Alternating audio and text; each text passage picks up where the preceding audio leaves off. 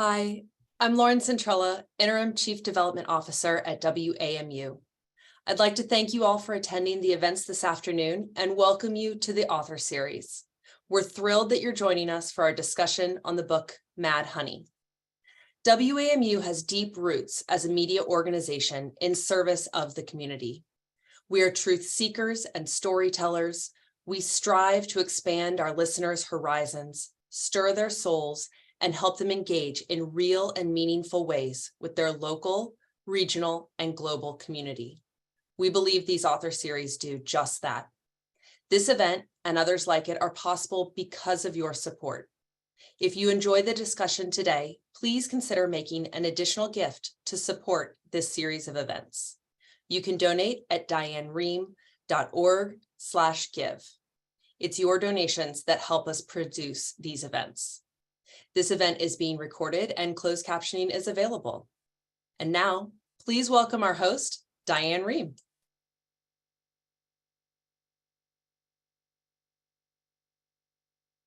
Thank you, Lauren, and welcome to all of you for the latest conversation in my author interview series, part of the Diane Rehm Book Club. Today, I'll talk to Jodi Picoult and Jennifer Finney Boylan. Jodi is a best-selling novelist who's written more than 25 books.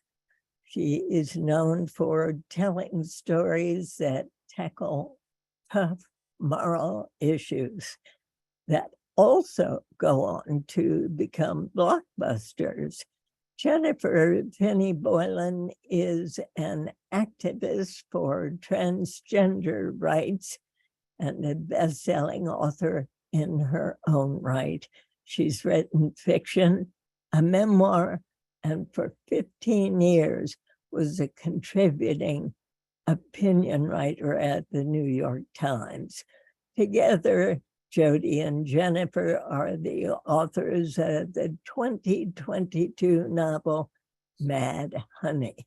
They're here to talk about their collaboration and why they felt Mad Honey was such an important story to tell now.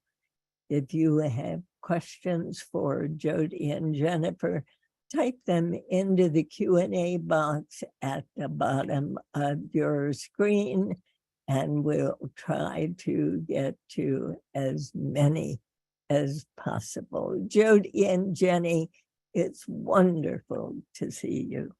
Thanks for having us. Hi, Diane, and hi, Jodi. Hi, Jenny, I miss you. I miss you too. So, Diane, you should know that we were on a massive book tour for Mad Honey that took us from Seattle to Scotland in October and November. It really swallowed the fall. How wonderful. And I'm sure people were just totally engaged with this incredibly important book. Well, it was great to be with Jodi, and we haven't been together really since then. So if you see us with these big smiles, we're kind of like, oh yeah, I remember you. Yeah, absolutely. That was fun. Jodi, tell me a little about how this collaboration between you and Jenny began. Well, that's really Jenny's story to tell. I'm going to let Jenny tell it. All right, let Jenny tell it. Okay, all right. Let's see if I still remember this. I think it was 6 years ago now, May of 2017. This is a true story. I had a dream. I was co-authoring a book. I was co-authoring that book with Jodi Picoult. And in the dream, there were two voices. One was a young transgender woman who had been killed recently, and the other was the voice of her boyfriend's mother, her boyfriend being accused of the crime. And in the dream, there were these two voices. So I woke up, and by the way, I should say, I didn't know Jodi at that time. We had never met. We were both on Twitter though, author Twitter. I woke up and I had a cup of coffee and I thought, that's really very specific. So I went on Twitter and I tweeted out, I dreamed I was co-authoring a book with Jodi at Jodi Picoult.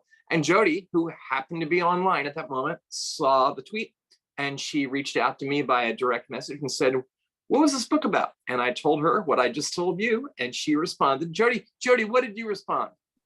Was it LOL, let's do it? No, it was OMG. OMG, let's do it. Okay, it was Really? let's- 10 years ago. Why were you, Jodi, so ready to jump in? So, writing about trans rights was something that I've been considering for a long time. And I also knew it wasn't my story to tell. And when Jenny literally dropped into my Twitter live and was like, I really want to write a book and I would love, I dreamed we wrote a book together. I was thinking, this could work. This could work. It could be the kind of novel that I would want to write, but I would have Jenny's voice there. And Jenny's lived experience as a woman in America is really different from mine. And ultimately, to me, this is a book about what it means to be a woman in this country. And I really love the idea of the two of us collaborating to tell a story that hadn't been told before. One that would allow people who know nothing about trans folks to learn something in a respectful and a compassionate way, but that also allowed a trans author to have her voice in this book. Because it's really important when you're in the majority to not take shelf space away from the people who are marginalized. So how did the collaboration work, if you can explain it? Well, it actually began during the pandemic. We both had a whole bunch of projects going on, and we weren't going to even get together until September of 2020 to start talking about this book. And in March of 2020, Jenny sent me an email and she said, I don't know about you, but my schedule just cleared. Yeah, mine too. Everybody did. Basically started to map out the book. Now that in itself was a real experience because as I'm sure you know from talking to so many authors, there are people who plot books and then there are people who just write by the seat of their pants. I am a plotter. Jenny is not. And so that was like our first moment of, wait a second. And honestly, we were writing what at its heart is a murder mystery. And as I basically told Jenny, you can't get to the end of the book and go, I don't know who did it. So How do we know? But the point being, Jenny, that you already had two important structural planks of the book. Yeah, we had these two voices, and we knew that it was primarily a murder mystery, and we agreed early on also that Jodi would write the voice of Olivia, the mom, and I would mostly write the voice of Lily, the girl. Although we did do this one kind of clever thing, which was before we started, I said we have to switch characters for one chapter each, so that I would write the mom and Jodi would write Lily. Why? Well, for two reasons. One, because I think it was good practice as writers to inhabit all the characters so that you really know what's going on. And it's just it felt important to me to occupy the world that Olivia lives in. Okay. And the other thing is that it provided, I think, a kind of a fun test for the. It's not really a test, but a game. One more thing that readers can consider when they finish the book, and we explain this in our author's note that we've done this. Which of the Jodi chapters did Jenny write, and which of the Jenny chapters did Jodi write? How did you feel when Jenny made that suggestion, Jodi? About swapping voices? Yeah. I thought it was fantastic. I love reading in the first person, and I love inhabiting different characters' brains. And if I was going to be learning in the writing of this book, I should have been able to take over Lily at any point. And, by the same token, I think one of the comments we heard the most often on tour was how seamless this book felt. Indeed. There's a reason for that. It's because you would think writing a book with a co-author is half the work. In reality, it is twice the work. Why is that? When I would write a chapter, I would send it to Jenny, and Jenny would read it and make edits all the way through it. So her voice was, sort of scribbled all over the page. And then the same would happen when Jenny sent me a chapter, to the point where I think, both of the voices had both of our fingerprints in it. I think that's what made it sound so universal. Is this the first time, Jodi, you have co-authored a book? No, the last time that I co-authored a novel, it was with my daughter. It was the YA series I wrote. The difference was that when Sammy and I were writing that, she was 13, and I could tell her to go to her room, and I couldn't tell Jenny that. Oh, you told me to go to my room plenty of times. So once you had reacted to Jenny's pitch, the whole process just seemed right to you both. Now, did one of you have a storyboard and the other one just started writing? That's funny, because we hashed out basically the plot. We figured there'd be about 10 chapters for me and 10 chapters for Jodi. And Jodi also got the clever idea that, ready, my chapters were gonna run backwards in time. Thanks, Jodi.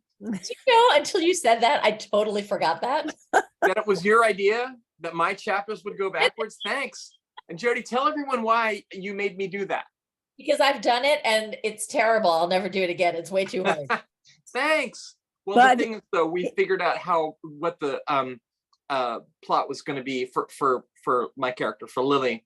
We figured that out going forward, and then it was simply a matter of cutting up literally each of those. We had a kind of a plot description for each chapter, and we cut those up. I cut those up with scissors, pasted them in, and then of course there's a flashback within each of the Lily chapters, and those go to a time before the plot begins. So those had to be put in.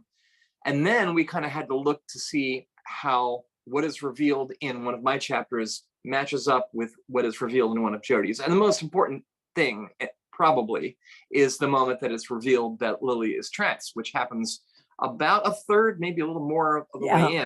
About Up a until that third. time, Jodi can't mention it. I can't mention it. Although there are plenty of things that are mentioned in the Lily chapters that we kind of do this fake out. To me, it's where they're really talking about her being trans, but we make you think that it's about a suicide attempt and other issues. There was, in fact, a suicide attempt, but it was because Lily was so unhappy within herself. What about writing styles, Jodi? How did yours match up with Jenny's? That was really interesting. I mean, I'd never met Jenny, right? But I had been a big fan of her writing. So I don't think I would have leaped into this with both feet if I didn't know she could write.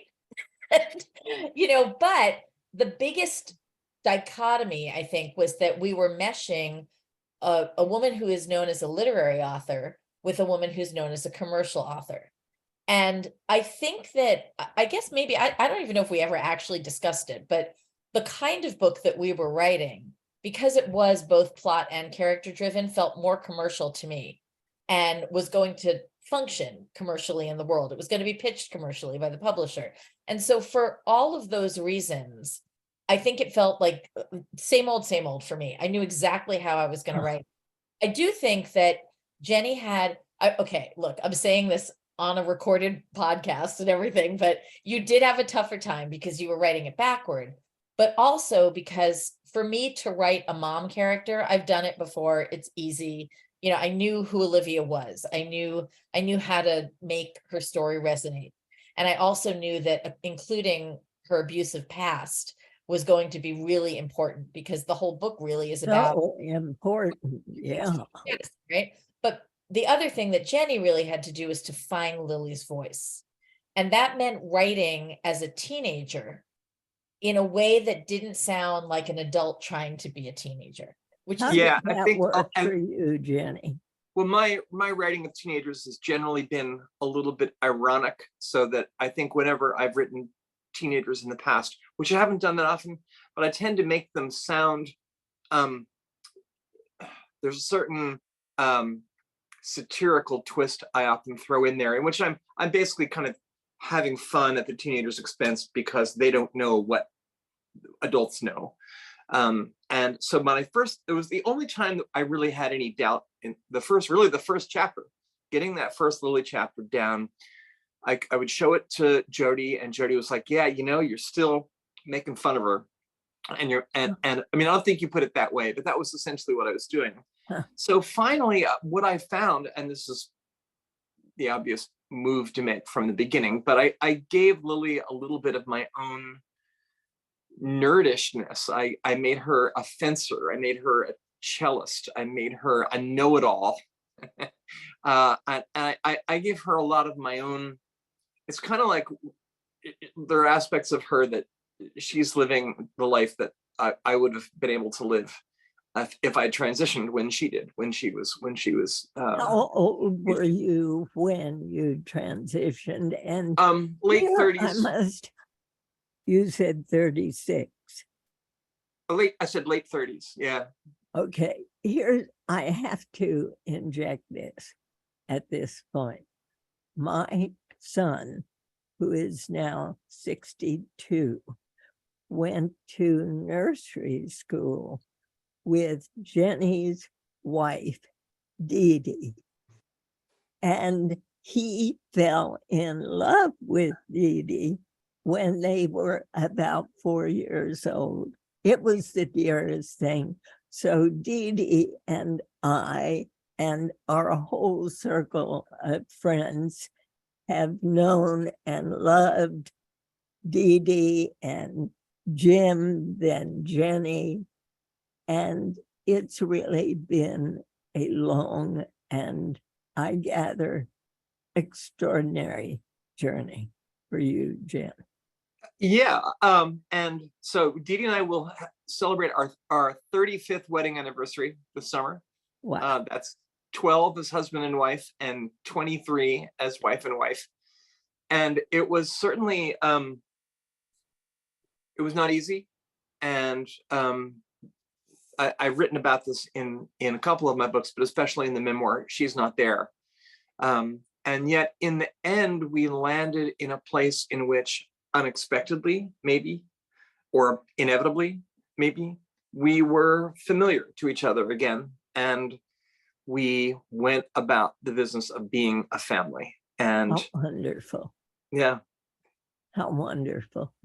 And Jodi, you have chosen controversial subjects in the past without question. So did you hesitate at all about writing this, knowing, I guess you all started this before all of this hoopla has been raised about burning books, about trans people, about don't say gay. All of this has come up certainly in the last few years. So taking on this, no problem for you. No, in fact, when, I get accused very often of being psychic because I tend to write about things that are in the news all the time. I'm not psychic. I think that I worry about the same things that most other people worry about. And that's why the topics that I pick are so incredibly timely. And we are unfortunately in this country in a time of stripping people of rights. Women, trans people, LGBTQ people, it's just going to keep getting worse until enough people stand up to the small minority that wants to have this done. My feeling about Mad Honey is that the people who are so opposed to trans rights and who keep insisting that there are only two genders and that you can't transition and that you can't be non-binary or any of those things are people who do not have a lot of experience speaking to folks who are trans or who are non-binary or any of those things. And, not everyone has the opportunity to do that. I understand that. So the next best thing to having a conversation with someone about their life is reading a book about someone who has lived that experience. And I can't tell you how many hundreds of letters Jenny and I have gotten from people who I would not consider to be, crazy conservatives, but people who definitely had their hearts opened by this book and were able to see the humanity that connects us all instead of the differences between us. Ultimately, that's the reason for writing this book, because I would never walk up to someone I didn't know and ask them a highly personal question about their lives. In many ways, we very gently, by explaining Lily's life, educate people in a way that hopefully makes them more empathetic and compassionate. You certainly educated me and everyone I've spoken to who has read this book has felt so empathetic with the characters, the two mothers, Lily and Asher, even to a certain extent with Maya, though I had a real problem with Maya, not my best friend, not anybody's best and loyal friend, but so it goes. Here's a question for you, Jenny. This is the second book I've read. The first was She's Not There. I'm interested in how you prepared or adjusted to writing from the perspective of someone who transitioned at a young age, and whether it was a cathartic experience for you writing as it was for me reading. I don't know if it was cathartic, but it was difficult for sure, because I fell in love with Lily. I mean, that was my desire, and Jodi's too. We wanted people to really fall in love with Lily. And the fact that we didn't reveal that she's trans until about a third of the way in was, our desire was to have people fall in love with this girl. First. I mean, she's first. And then when you find out she's trans, you think, oh, because so often people, if you find out someone is trans, you see an issue rather than a human being. And when you see Lily, you see this funny, precocious, know-it-all, endearing. I mean, she's so sweet and loving, and she's just full of beans. You know, she's like, she has that thing that teenagers have of being a sponge, and she's ready to soak up the world. And so, like I said, I don't know that it was cathartic, but it was certainly, I mean, I loved her, and then to know that she's gone, that was hard. I mean, it was one of the nice things about going backwards in time, so that I could then go, a week earlier, and she's alive again, 2 weeks earlier, and 3 weeks earlier. But in the end, the story of Lily is a story of loss. And I mean, it's not only a story of loss. I hope that there are things that people will find inspirational, then that there's a kind of wisdom that people gain, and that is also a source of joy, I hope. But at the heart of it, this is about a young woman who has lost her opportunity to have all the adventures that women have as we get older. And Lily's mother, Ava, to me, is such a heroine. She is. Isn't she the best character? Jodi, would you admit that, Jodi? Not agree to that, no. So Jodi and I talk about Ava, Jodi, because here she is faced with this young child, a little boy who says, I want to be, or I am a girl. And she supports her from early on. I mean, I have to give credit to Ava for Jenny, because she wrote all of Ava's sections.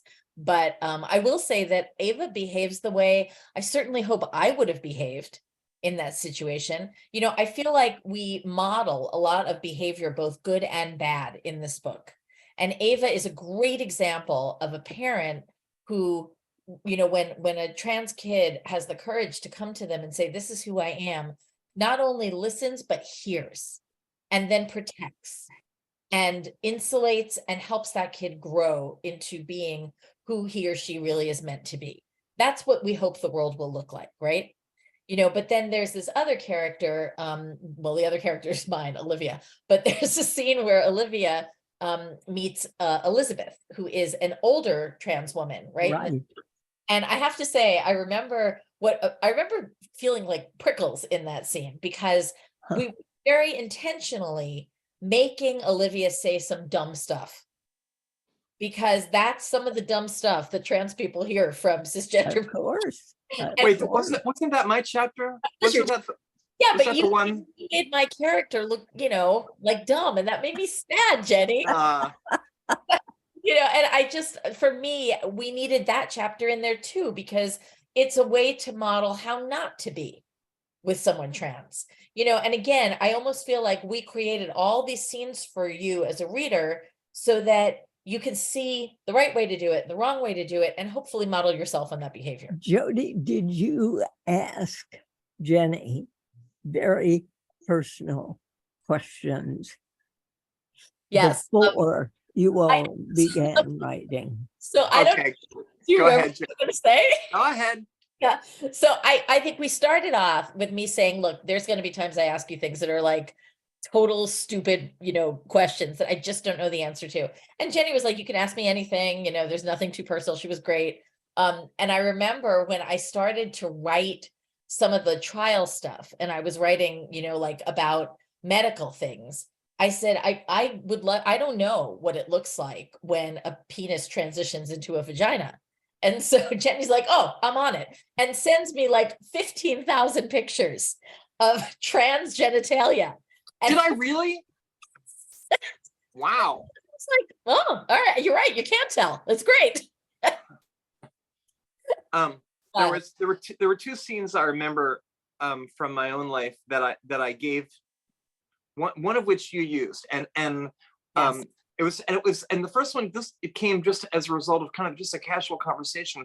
I was talking about after my mother died, I wound up having a small bruise on my right shoulder, because or my left shoulder, because so many people put their hands on me and squeezed, especially with their thumb, and said, "I'm so sorry. Let me know if there's anything I can do." Oh, And I wound up with a bruise exactly the size of a person's thumb on my shoulder there. And I told Jodi about it. Sorry, Judy. Jodi Picoult.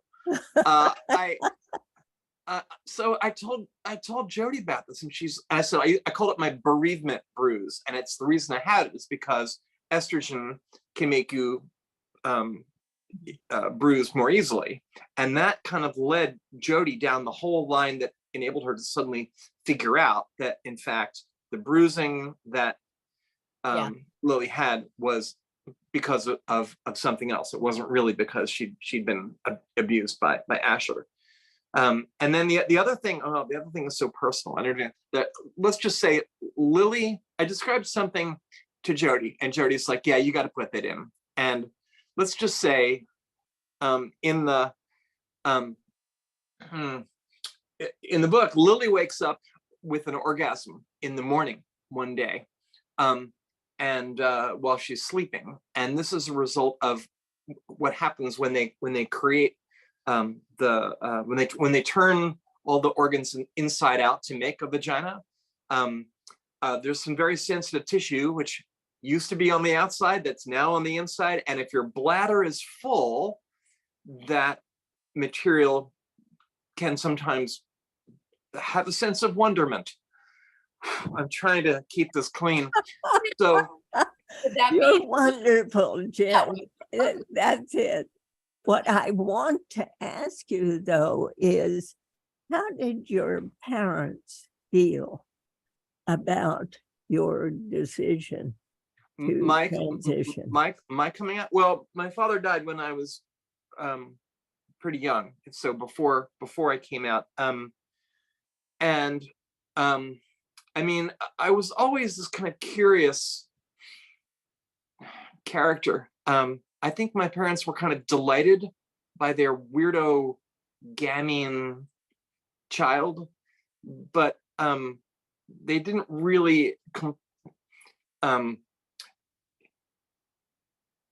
well, I'll never know because my father died when I was very young. But my mother, who was an evangelical Christian, when I came out to her, I was really worried that this would not be a big thrill for her. But mom, conservative Republican mom, put her arms around me and said, love will prevail, quote unquote. And then she quoted 1 Corinthians.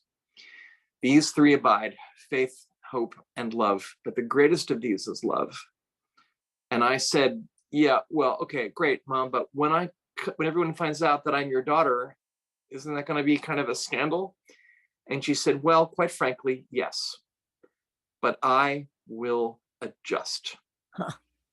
Huh. I've tried to make that my motto, love will prevail. On a good day, love does prevail. But especially in the last couple of years, other things have prevailed as well, especially depending on what state you live in. So I try to keep that in my heart, I want love to prevail. And that's what my mother said. And now that is my mantra to try to take forward. On the question of another character, Jordan, Jodi, a number of people have said to me, he didn't listen. He didn't want to know. He didn't let Asher speak. And Jordan, I gather, is a character who's appeared in some other books of yours. Tell me why Jordan is such a non-listening lawyer. Just get rid of the qualifier because he's a lawyer. So the way it works, if you're a defense attorney, is you are only bound to tell the truth that your client has told you. If your client doesn't tell you anything and you can get up on the stand and convince the jury that your client didn't commit a murder because they are the Queen of England and were at a tea party at the time, great. You're not lying as long as that client has not told you otherwise. So by keeping Asher from confessing to Jordan, he is trying to do his very best to protect him. And he's trying to keep him from saying he knows that Lily was trans. Well, he's trying to keep him from saying, he thinks that Asher's going to fess up and say, I was involved in this. I was there when she died, any of those things. Anything that could compromise his innocence in the trial is what the problem is. Once they know that Lily is trans, the entire shift of the defense has to change. Because prior to that, his biggest defense is this kid loved the girl. Exactly. He wasn't the girl he loved, Exactly. you know, and once there's no motive. But if you find out that your girlfriend has been, quote, lying to you by not revealing that she is a trans woman, is that enough to send a kid who has a history of anger management issues and a dad who was abusive over the edge? If I'm the prosecutor, I'm certainly going there. Yeah. And it took Asher a while to adjust to understanding exactly who Lily was. It's very real too. Like I don't have a trans child, but I do have a gay son. And I knew that Kyle was gay when he was like 5 years old and was telling me how attractive Aladdin was when he watched a movie and things like that. This was no big shock to me, but it took him until he was 18 to have the courage to tell his family that he was gay. And I remember thinking that there were going to be some people who treated him differently in that moment when he came out.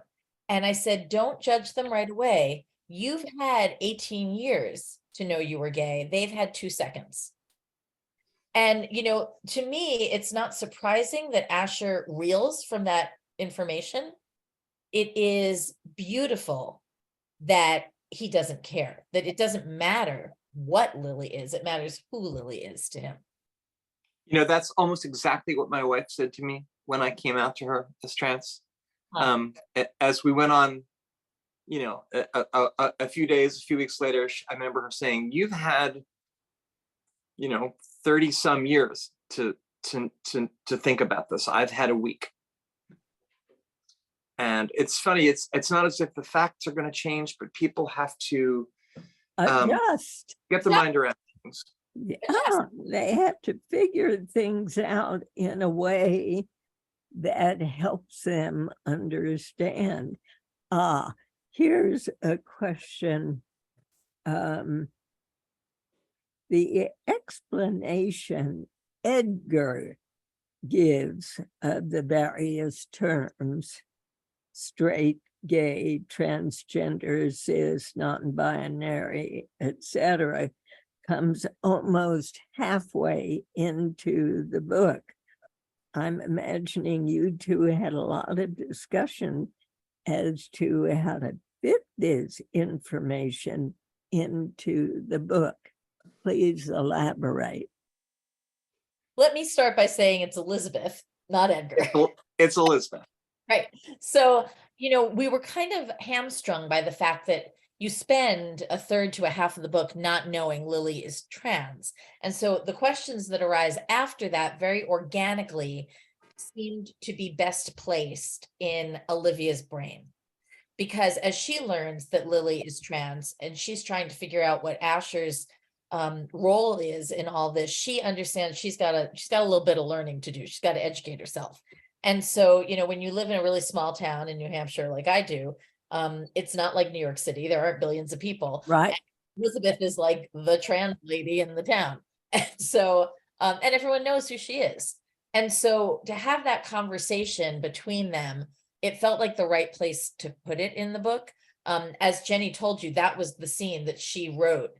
That was the chapter that she wrote in Olivia's voice, which is why I was like, okay, you're making Olivia seem a little stupid here, but all right, whatever, but that's only because I love Olivia. So it was a necessary conversation to put into the book. I don't think it could have gone any earlier without us tipping our hand. And we wanted you to have that big reveal on the witness stand. But yeah, I mean, I think the thing is that she's a very good person, Olivia, and I think moms and others, but especially moms who read that character are going to know what she's like and identify with her to some degree. And I think an issue around a problem we have around trans issues right now is that either some people know lots and lots about this stuff, and the conversation gets very technical, and we're talking about some very difficult things to get your mind around. But if you travel in queer circles or hang out with a lot of young people, you're going to have this very kind of complicated conversation. On the other hand, there are a lot of people who don't know anything about trans stuff, who maybe have been told a few untrue things in the media or by various politicians. So how do we get people to have the conversation? Because I guess here's the thing. I think Olivia feels like she has to walk. I think many people feel like they have to walk on eggshells when we're talking about trans stuff because they're afraid they're going to say the wrong thing. Right. And so we gave Olivia a chance to have a conversation with a woman, a trans woman who's very unlike Lily in that she doesn't pass, she doesn't attempt to pass, she's just living her life out in the open. And it's funny when Lily meets Elizabeth, there's this earlier scene when Lily and Elizabeth see each other for the first time. Lily can see that Elizabeth is trans, but it's not clear if Elizabeth can see it in Lily. I think she did. What do you think, Jodi? Do you think she knew? Yeah, You think she did? It seems to me by some of the words, just a few the words that Elizabeth used to Lily, that she did recognize, that she did know. Jodi, has writing this book made you think any differently about motherhood? Oh, I didn't think that's where you were going with that question. I would say in a way this book reminds me a lot of The Pact, because that too was about a mother who is suddenly faced with the understanding that you may not know the people you love as well as you think you do. So in a different way, I think of them as like companion pieces. I think that what I love so much about Mad Honey is the fierceness of the moms. So you have both Olivia and Ava who will do anything to protect their kid. Right. And I would like, I'd like to hope that that's the mom that I've been. I guess you'd have to ask my kids that. I guess maybe I should bribe them before you ask them. But I think that to me, they're aspirational moms. What we Yeah. want to be, what we Right. want to be as a mother, Exactly. is the kind of person who would love a child unconditionally. There is nothing your child could do or say or be that would make you love them any less. And I think that's true, both of Olivia and Ava. And now, Jenny, as a mom, I gather you have a trans child of your own. Indeed. And I was maybe less immediately supportive than my own conservative mother was with me, in part because I think I was just ashamed that I hadn't seen it coming. So my daughter came out when she was about 26 or so, and I was just kind of amazed that I hadn't, of all people. But maybe, I don't know, maybe you are most blind to some of the things that you know the best. I don't know. But I also was afraid for my daughter because I know firsthand that this can be a very difficult life. And you don't want your child's life to be difficult. So it freaked me out for a little bit, but I think I came around in time. I tried a little of that love will prevail stuff, and it's served me pretty well so far, and I hope it's served my children too. I hope so too. Jodi, you had to learn, you must have had to learn so much about beekeeping to write those portions of the book. I mean, I was fascinated with how beekeeping actually operates. Me What too. did you do? Well, keep in mind, it was COVID. Okay. So we weren't vaccinated yet, and I have asthma and I was terrified. And the only time I left the house was to go do my beekeeping research in a field in Vermont under, with a mask on underneath my beekeeping helmet.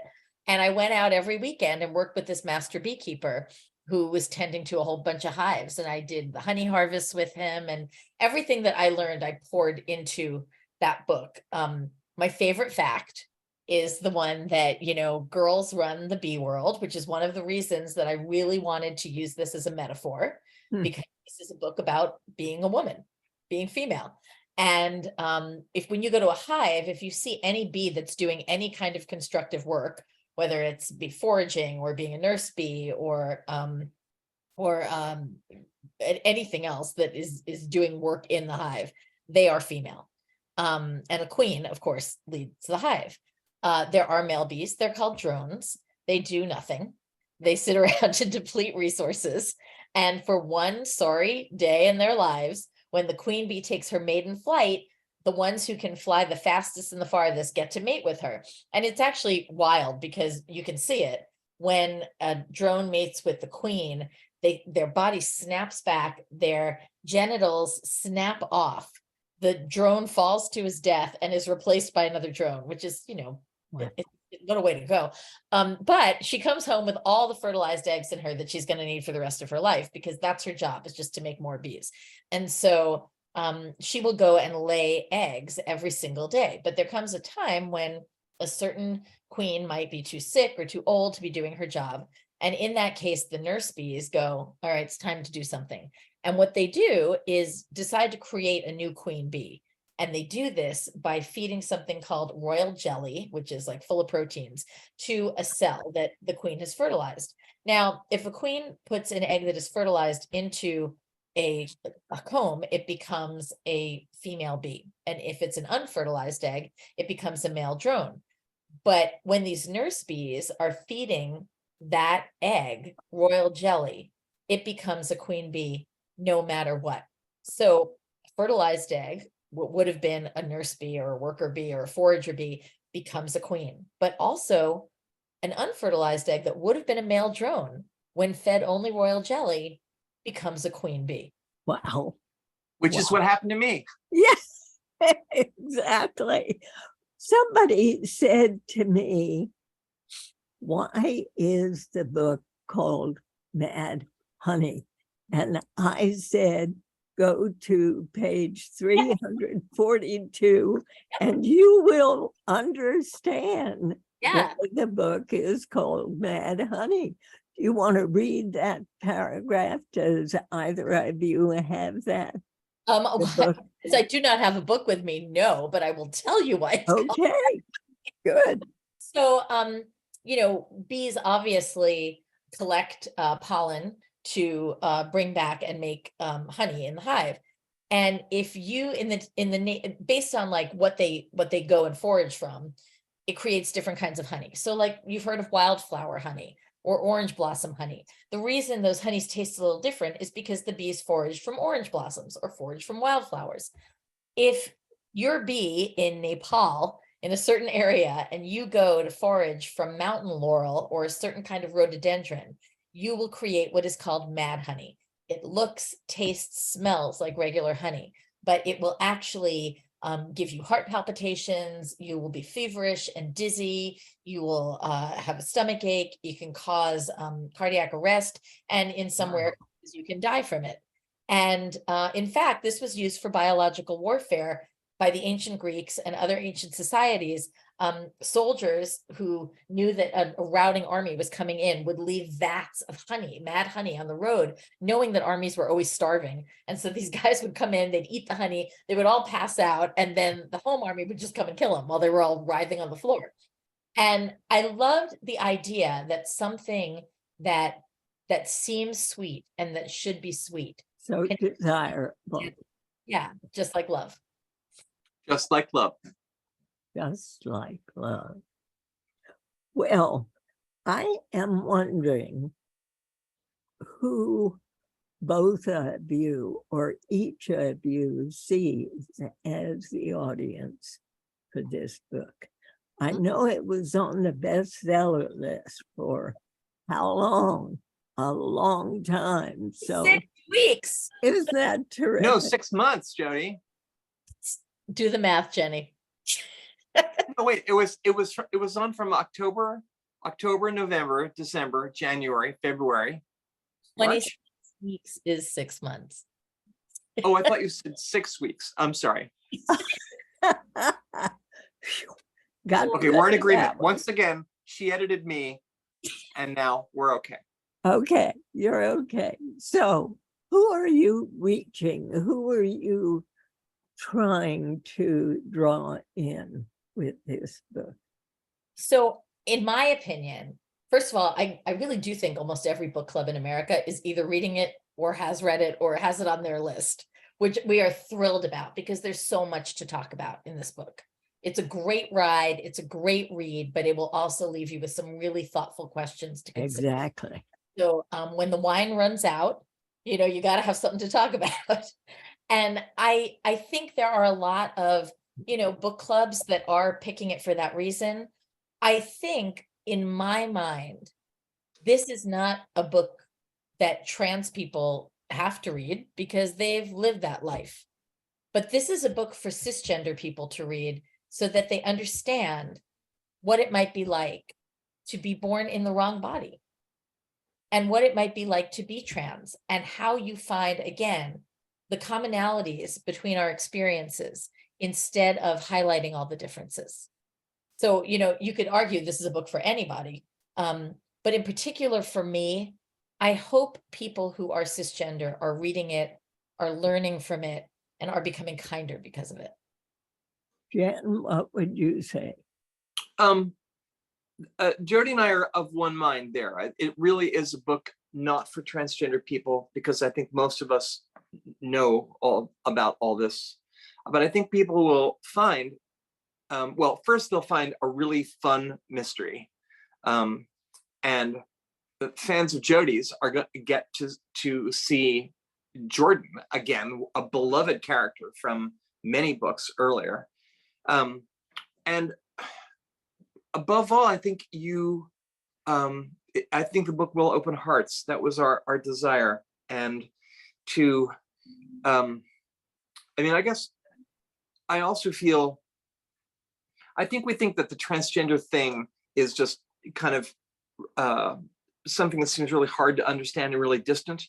But if you think about it in terms of the way each of us has to go on a journey to become the people we wish to become. And it is not easy, but you find your way somehow by finding your courage, and sometimes with the help and the love of the people around you. So what Lily goes through is maybe unique to transgender people, but there's nothing unique about the journey to become ourselves. And I think what I hope is that people will find in what Lily goes through, people will look at her and think, I'm not transgender, but I know what that's like. I know what it's like to have something inside me that I cannot bring out into the world because I'm afraid of what other people will say, because I don't know how to find the language, because of all the reasons that we are all hesitating to do the difficult business of becoming ourselves. I think people will look at Lily and think, I know what that's like.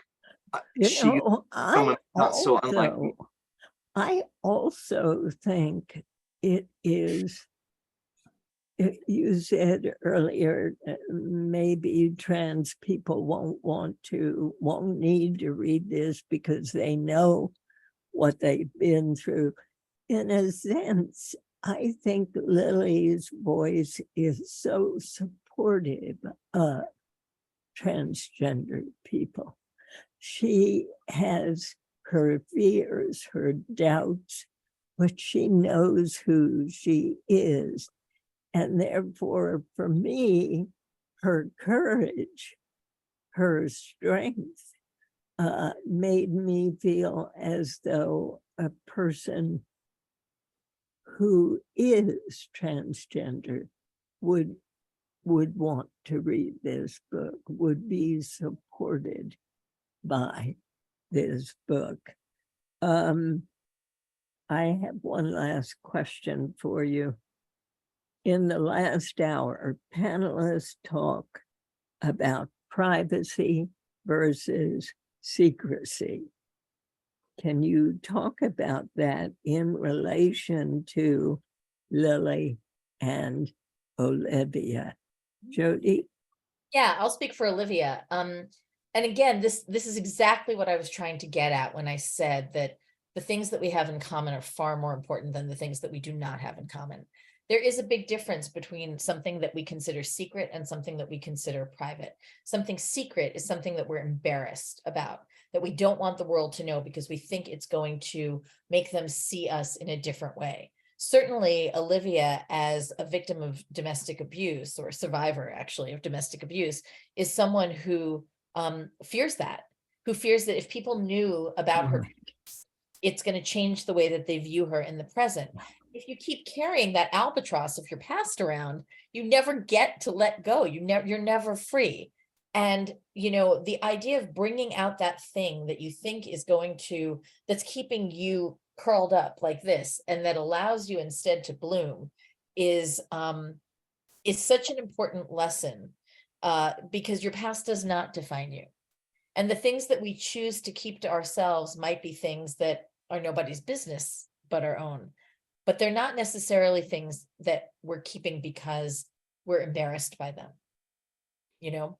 And so in that sense, the idea of how much the past informs who we are in the present is a really big piece of this book. You know, what is that statistic? Something like every cell in your body regenerates every 7 years. Yeah. So we're constantly new versions of ourselves, right? You know, but Jenny, you tell that great story, the one about the ship. Oh yeah, well, it's too long to tell now, but there's an old question of the ship of Theseus, and it's a ship that keeps getting rebuilt as the years go by until eventually it's been completely rebuilt. And the question is that the same ship as the one that Theseus started with? And we're all like that. We're all variations on. We change every day, and yet we still remain ourselves. So I guess the question is how much and what aspects of a person would need to change until they are no longer recognizable as themselves. If you changed your religion, would the people that love you still love you? If you lost your religion, if you lost your eyesight, if you were blind, would that be a deal breaker? Would you no longer be the same person? If you were suddenly revealed to be a member of the opposite sex, would that change? So all of these are the interesting questions that I think people wrestle with. I think when I think about this question of secrecy versus privacy, there's a line from the Gospel of St. Thomas, which of course is an apocryphal book in the Bible. So it's like a deleted scene. It's like a deleted scene in the DVD of the Bible. But St. Thomas said, if you bring forth what is within you, what you bring forth will save you. If you do not bring forth what is within you, what you do not bring forth will destroy you. And I think the idea is that we all have something in our hearts and that we are afraid to share with the world. It doesn't have to, for most people, it's not being trans, but everybody has something that they need or to try to find the courage to reveal. And the adventure of life in so many ways is about that process, about finding the courage to take what is within us and reveal it, so that what we have revealed from our hearts can save us. So that was beautifully said, Jenny, I must say. What's next for you, Jodi? So in a month, I will be going back to the UK to launch the musical of The Book Thief, which is a beautiful book by Marcus Zusak that I'm the co-librettist of. And that was a gorgeous book, and we did it on the book club. It's fantastic. So it will be in Coventry and in Leicester at the Curve this fall. And I am scrambling to write as much of my 2024 book as I can before I leave. Wow. And I will convince you that Shakespeare did not write his plays, but actually a woman did. Huh. And for you, Jenny, what's next? I have finished a draft of a book I'm calling Cleavage. The subtitle is Men, Women, and the Space Between Us. Very nice. It's about two things. One, it's about the difference between life as a man and life as a woman. But it's also about the difference between coming out as trans 20, 25 years ago when I did and coming out now. So it is both a memoir of my own coming out and then my daughter's coming out, but it's also a series of essays about manhood and womanhood and everything in between. Wow. You like that title, Jodi? I love the title. I love it. That's so much better than the other one. That sounds like a real undertaking on both your parts. Jodi and Jennifer, I want to thank you so much for joining me today. You've been just wonderful. Diane, thanks for having me.